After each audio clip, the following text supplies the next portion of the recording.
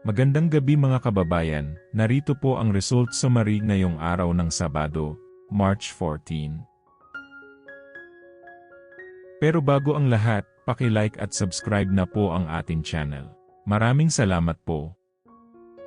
Para sa 2D Lotto, ang resulta sa 2 PM draw ay 27 at 30. Para naman sa 5 PM draw, 18 at 6. At para sa 9 PM draw ay 30 at 15 in exact order. Para sa 3D Lotto, ang resulta sa 2 PM draw ay 6, 0 at 6, habang sa 5 PM draw ay 6, 2 at 7, at para sa 9 PM draw, 1, 1 at 8 in exact order.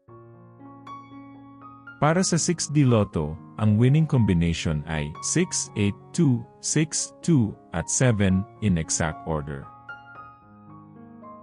I-pause ang ating video at paki-check mabuti ang inyong mga tickets. Para sa Lotto 642, ang ating winning combination ay 26, 13, 35, 11, 18, at 32 in any order. Maaari nyo pong i-pause ang ating video para makita at ma-check ng mas mabuti ang resulta at inyong mga ticket. Check nyo na din po ang consolation prize sa ibaba.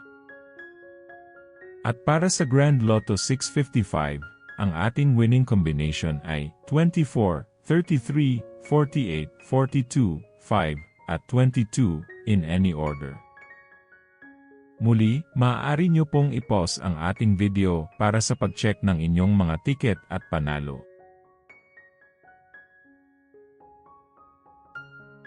Narito po ang draw schedule at jackpot estimate para bukas.